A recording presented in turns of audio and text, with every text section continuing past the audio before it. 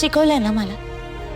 लहानपणी आपण आपल्या घरी जेव्हा कंदील लावायचो तेव्हा मी तुम्हाला विचारायचे की बुवा या कंदिलाला भाजत नसेल का?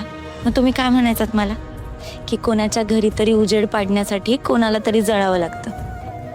मग असं समजा आता तो कंदील मी आहे. अहो, कामगारांना त्यांच्या हक्काचा पैसा मिळवून देण्यासाठी मला हे काम करावं लागेल बुवा. खरं आहे तुझं, पण हे समजा सुरेखाला कळलं तर ती काय म्हणेल? आधीच त्या फॅक्टरीत काम करण्याच्या विरोधात आहे बघ ती. नाही बुवा, आईला यातलं काहीच कळलं नाही पाहिजे. तिची आधीच तब्येत एवढी खराब असते, तर तिला जर हे सगळं कळालं ना तर अजून खराब होईल. बुवा नाही. बघितलं, आता बी तुला तिच्या तब्येतीची काळजी. अगं पण तुझ्या तब्येतीचं काय? तुला किती कष्ट पडतात. बुवा मला काय नाही होत, पण तुम्ही नाही ना सांगणार आईला? नाही सांगणार. अगं माझ्या लेकीला त्रास होईल असं कसं काय करेन मी? पण हे बघ, एक सांगू पोरी, मला लय अभिमान वाटतं बघ तुझा. अगं स्वतः जाऊन लोकांची घरं उजवायला ना लय मोठं काळीज लागतं.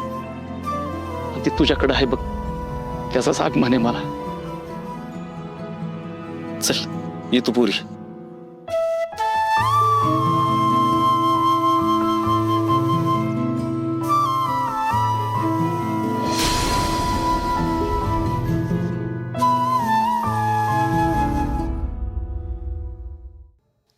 बुवा या इकडे.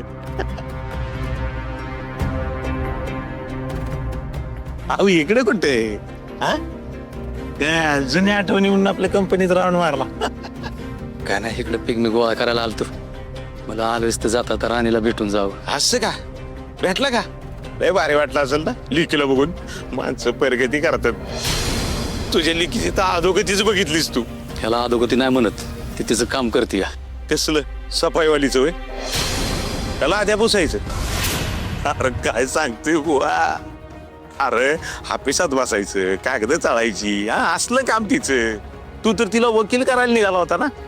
तुला तिला असं बघून लय भारी वाटलं असेल. आधी तुझी लेक पॅकिंगचं काम करायची, हा खुकी उचलायची, काय वाटत नव्हतं. पण आता इंद्रा साहेबांनी तिला डायरेक्ट सफाईवालीच करून टाकलं.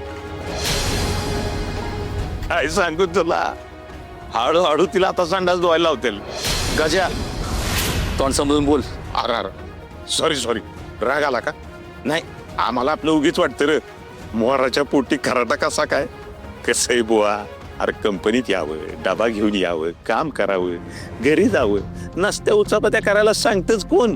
हे बघ बुवा, मी तिला समजवायला गेलो, अरे फटकारते तुझी पोरगी. अरे कोण सांगते तिला एवढं पुढं करायला? ह्याला पुढं करणं म्हणत नाही, मग ती लोकांना मदत करते. अरे वा,